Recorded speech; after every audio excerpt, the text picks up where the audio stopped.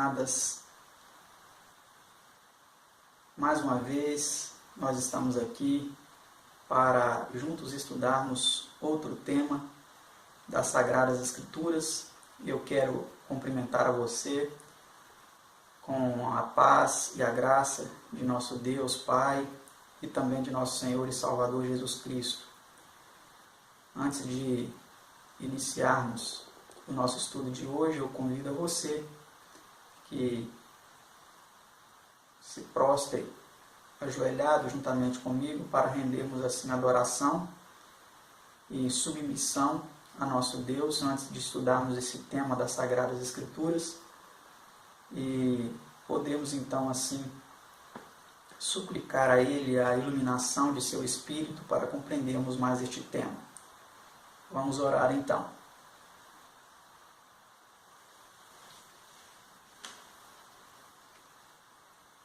Pai Santo, Pai Eterno, Criador dos céus, da terra e do mar, e de tudo que neles há, por meio de seu amado Filho unigênito, louvado e engrandecido seja o teu nome e o nome de seu Filho. Somos gratos por podermos mais uma vez estudarmos a tua palavra com os nossos telespectadores que acompanham agora o nosso estudo bíblico. Suplicamos as tuas bênçãos sobre eles e sobre cada um de nós, para que possamos assim compreender a luz da tua palavra por meio de seu Espírito Santo.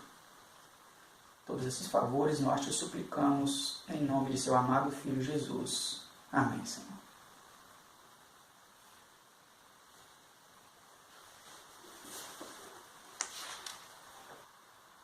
Nosso estudo de hoje,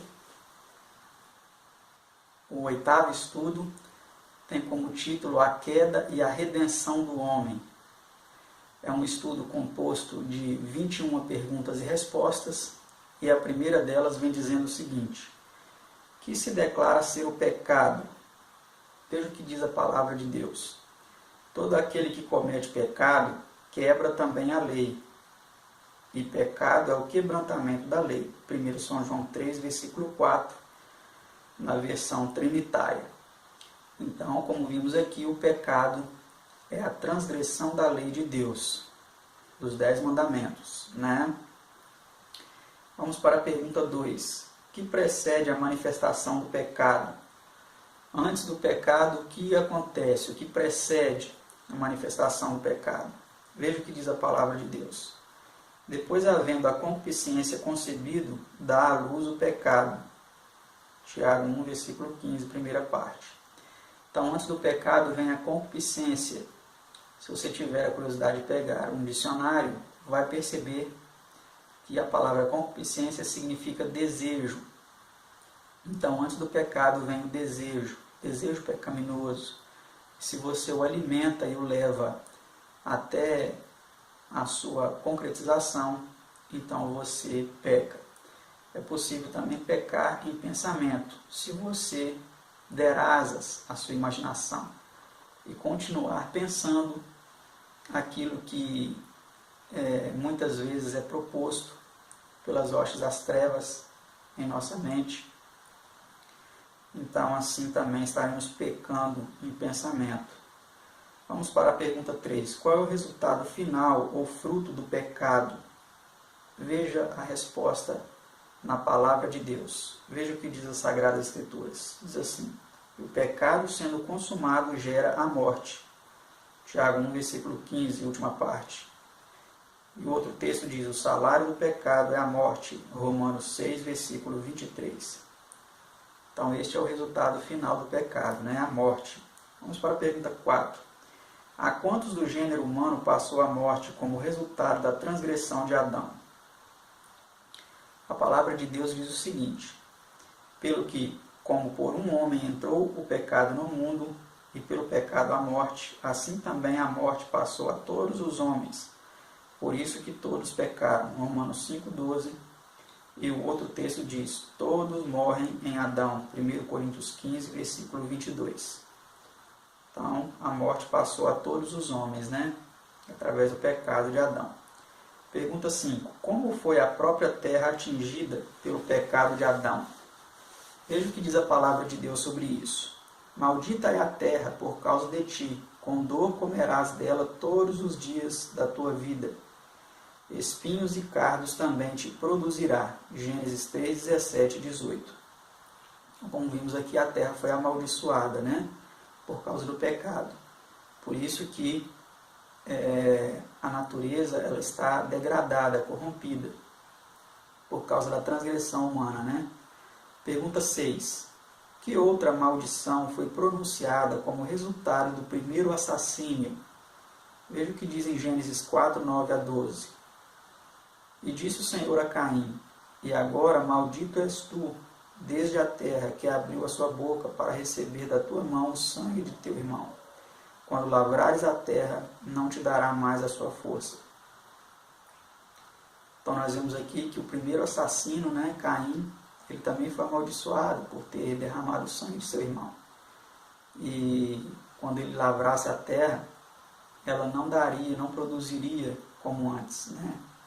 Pergunta 7. Que juízo terrível veio em consequência do contínuo pecado e transgressão contra o Senhor? Vamos ver a resposta na palavra de Deus. Diz assim: E disse o Senhor: Destruirei de sobre a face da terra o homem que criei. O fim de toda a carne é vindo perante a minha face, porque a terra está cheia de violência. E era Noé da idade de 600 anos, quando o dilúvio das águas veio sobre a terra. Naquele mesmo dia se romperam todas as fontes do grande abismo, e as janelas do céu se abriram. Gênesis 6, 7 a 13 e 7, 6 a 11. Então vemos aí, né, que uma destruição, uma punição mais severa e mais abrangente aconteceu por causa da corrupção do gênero humano através do dilúvio. Vamos para a pergunta 8. Depois do dilúvio, que sobreveio em consequência de ulterior apostasia? Veja o que diz as Sagradas Escrituras. Então desceu o Senhor para vir à cidade e à torre que os filhos dos homens edificavam, e disse: Eis que o povo é um, e todos têm a mesma língua, e isto é o que começam a fazer, e agora não haverá restrição para tudo o que eles intentarem fazer. Eia, desçamos e confundamos ali a sua língua, para que não entendam um a língua do outro. Assim o Senhor os espalhou dali sobre a face de toda a terra, e cessaram de edificar a cidade. Gênesis 11, 5 a 8. Então nós vemos aí que a rebelião, ela continuou, né? O homem após o dilúvio continuou seu atrevimento, a sua rebeldia contra Deus, e quis construir uma torre para subir até os céus e assim desafiar o Altíssimo, para que ninguém pudesse ser destruído se um novo dilúvio acontecesse. Mas nós sabemos aqui que Deus frustrou o plano desses rebeldes, né? Vamos para a pergunta 9. Como afetou o pecado toda a criação? Veja a resposta na palavra de Deus. Porque sabemos que toda a criação geme e está juntamente com dores de parto até agora. Romanos 8, 22. Então nós vemos aqui que toda a criação ela foi atingida, ela foi afetada pela corrupção do gênero humano. E ela também igualmente geme, suporta dores de parto, né, até hoje. Vamos para a pergunta 10. Que explica a aparente demora de Deus para tratar com o pecado? Muitas vezes talvez você fez essa pergunta. Por que Deus está demorando a resolver tudo isso? Vamos ver o que a palavra de Deus diz. O Senhor não retarda a sua promessa, ainda que alguns a têm por tardia, mas é longânimo para convosco, não querendo que alguns se percam, senão que todos venham a arrepender-se. Segundo Pedro 3, versículo 9. Então, como vimos aqui, o intuito de Deus é conceder chance de arrependimento a quantos puderem, a quantos aceitarem. Ele é longânimo, ele não quer que ninguém pereça, mas ele quer que as pessoas se arrependam. Por isso que ele tem retardado sua volta. Vamos para a pergunta de número 11. Qual é a atitude de Deus para com o pecador? Vamos ver a resposta a essa pergunta. Vamos ver o que a palavra de Deus vem dizendo. Acompanhe aí o que diz a palavra de Deus. Porque não tomo prazer na morte do que morre, diz o Senhor Jeová. Convertei-vos, pois, e vivei. Ezequiel 18, versículo 22, versículo 32. Então nós vemos aí que Deus ele trata o pecador com misericórdia, com longanimidade, com paciência, com amor. Ele não tem prazer na morte do ímpio. Ele não tem prazer em destruir o ímpio. Mas ele deseja que os ímpios se convertam, para que tenham a vida eterna. Pergunta 12. Pode o homem libertar-se do domínio do pecado? Vamos ver a resposta a essa pergunta. Se o homem pode, em sua própria capacidade, dizer assim, eu agora não vou pecar mais. Vamos ver o que diz a palavra de Deus. Pode o etíope mudar a sua pele, ou o leopardo as suas manchas? Nesse caso, também vós podereis fazer o bem, sendo ensinados a fazer o mal. Jeremias 13, versículo 23. Então, nós vemos aqui que o homem, por si só, ele não pode mudar a sua condição. Ele depende de um poder fora dele, superior a ele, para causar essa transformação em sua vida. Vamos para a pergunta 13. Que parte desempenha a vontade do homem em determinar se ele receberá a vida? Agora vamos aqui ver qual que é a nossa parte nesse processo.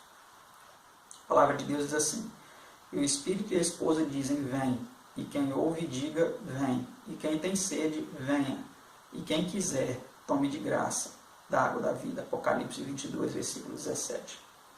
Então cabe a nós o quê? Atender ao convite, atender aos apelos do Espírito de Deus e aceitar de graça o dom da vida eterna, sermos transformados, sermos guiados por Deus.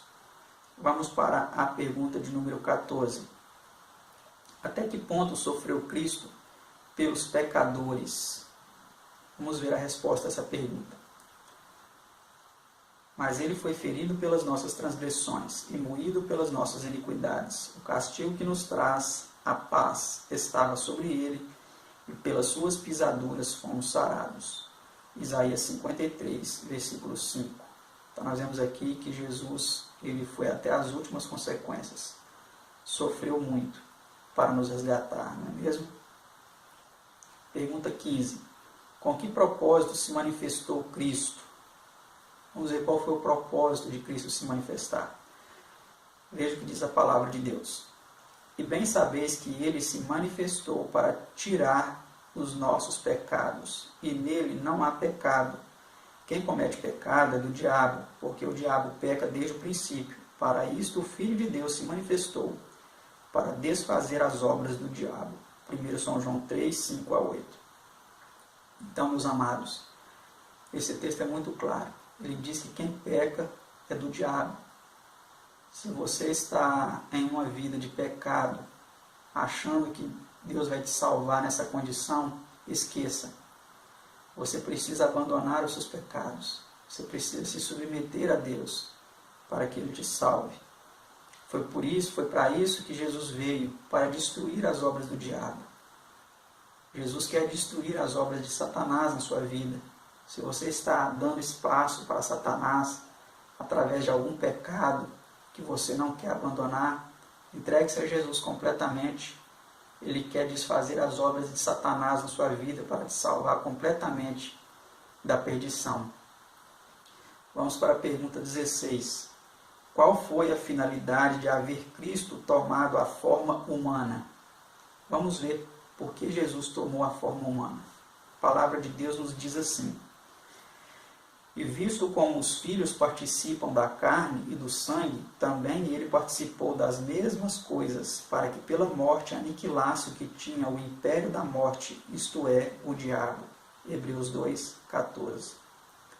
Então Jesus veio na forma humana, participou da carne e do sangue, para que ele pudesse provar ao diabo que é possível, ao diabo e a todo o universo, que as acusações de Satanás eram falsas e que é possível obedecer a Deus, é possível ser fiel a Deus. É possível ser submisso e ser obediente e obedecer toda a lei. Então Jesus ele veio para realmente mostrar isso, né? E pela sua morte aniquilar aquele que tinha o império da morte, que é o diabo. Vamos para a pergunta 17. Diz assim: que coro triunfante porá fim ao reino do pecado? Vamos ver que coro é esse. A palavra de Deus nos mostra esse coro. Diz assim: e ouvi a toda a criatura que está no céu e na terra, e debaixo da terra, e que está no mar, e a todas as coisas que neles há, dizer: ao que está sentado sobre o trono e ao Cordeiro, sejam dadas ações de graça e honra e glória e poder para todo o sempre. Apocalipse 5, versículo 13. Então nós vemos aqui, amados, que a adoração, ela é aquele que está sentado no trono e ao Cordeiro. Apenas Deus e seu Filho, o Cordeiro, devem ser adorados. E por enquanto hoje muitas pessoas adoram várias coisas diferentes, várias concepções de Deus diferentes. Algumas pessoas adoram até mesmo animais, adoram criaturas. Mas chegará um momento em que toda criatura que está no céu, na terra, no mar e tudo que neles há, proclamará uma declaração universal de adoração àquele que está sentado no trono, o Pai e ao Cordeiro. Vamos prosseguir nosso estudo. A pergunta 18 diz assim: quando e de que maneira serão removidos os efeitos do pecado? A palavra de Deus diz o seguinte: mas o dia do Senhor virá como o ladrão de noite, no qual os céus passarão com grande estrondo, e os elementos ardendo se desfarão, e a terra e as obras que nela há se queimarão. Segundo Pedro 3, versículo 10. Então os efeitos do pecado, eles serão removidos, eles serão aniquilados, eles serão desfeitos, quando, por ocasião da volta de nosso Senhor e Salvador Jesus Cristo, juntamente com seu Pai, os santos anjos, no qual os elementos ardendo se desfarão, tudo que há na terra se desfará, né? Pergunta 19, diz assim: como terminará a maldição da confusão das línguas? Aquela maldição que fez com que todos os povos se dividissem, né, em línguas diferentes. Vamos ver como terminará essa maldição. A palavra de Deus diz assim: nesse tempo darei aos povos uma língua pura, para que todos invoquem o nome de Jeová, a fim de os servirem de um só acordo. Sofonias 3, versículo 9, versão brasileira.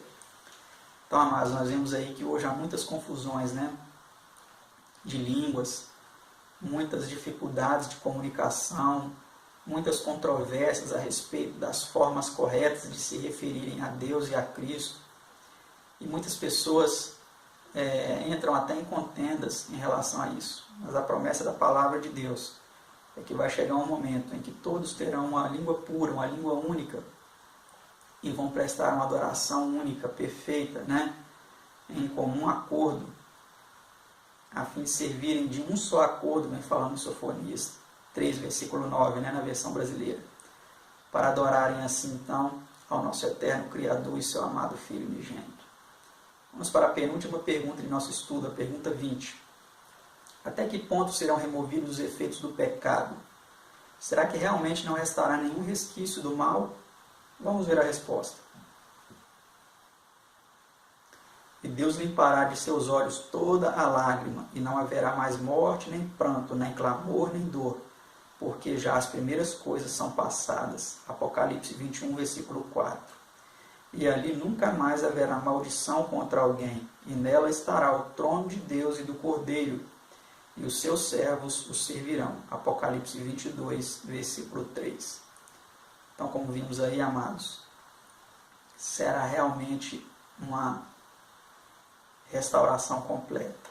Não haverá mais nenhum resquício de mal, de morte, de dor, de clamor, de desespero, de tudo que é de ruim que hoje nós experimentamos nessa vida. Não haverá mais nada, nem mesmo lembrança dessas coisas, né? Deus vai enxugar de nossos olhos toda a lágrima, né? E vamos servir a Deus e ao Cordeiro sem nenhum impedimento, sem nenhuma oposição, sem nenhuma dificuldade, vamos poder adorar verdadeiramente, né? Vamos para a última pergunta de nosso estudo. Aparecerão outra vez o pecado e os seus maus resultados? Vamos ver o que diz a palavra de Deus. Que pensais vós contra o Senhor? Ele mesmo vos consumirá de todo. Não se levantará por 2 vezes a angústia. Naum 1, versículo 9. E não haverá mais morte, e ali nunca mais haverá maldição contra alguém. Apocalipse 21, 4 e 22, 3. Então, realmente, o mal nunca mais existirá. Todos os seres redimidos e resgatados saberão quais são as consequências do pecado. Até mesmo os mundos não caídos saberão, porque acompanham a nossa história e saberão, juntamente com os resgatados, que não vale a pena se rebelar contra Deus. O mal jamais se levantará por 2 vezes. Vamos para esta última nota em nosso estudo que diz assim: ninguém pode pôr em dúvida a existência do pecado. O ser ele permitido tem perturbado muitas mentes, mas aquele que pode das trevas tirar luz, de acordo com 2 Coríntios 4, versículo 6, a cólera do homem tornar em louvor, de acordo com Salmos 76, 10, transformar a maldição em bênção, conforme Deuteronômio 23, 5, pode do mal tirar bem e fazer de erros e quedas degraus que conduzam a terreno mais elevado. O céu será mais feliz depois das dores deste mundo. As dores relembradas aumentam a alegria presente, diz Roberto Pollock, em O Curso do Tempo, página 29. No resultado final, ver-se-á que todas as coisas contribuíram para o bem daqueles que amam a Deus, conforme Romanos 8, versículo 28. Não quer você participar desta restauração futura? Ser um redimido, um resgatado do Senhor para viver por toda a eternidade em gozo, paz, amor e alegria eternas? Que sua resposta seja afirmativa e que você continue se interessando por estudar a palavra de Deus e mais ainda se submetendo aos seus ensinamentos, para que assim esteja se preparando para esse dia tão especial. Até o nosso próximo estudo, se assim Deus nos permitir. Tchau.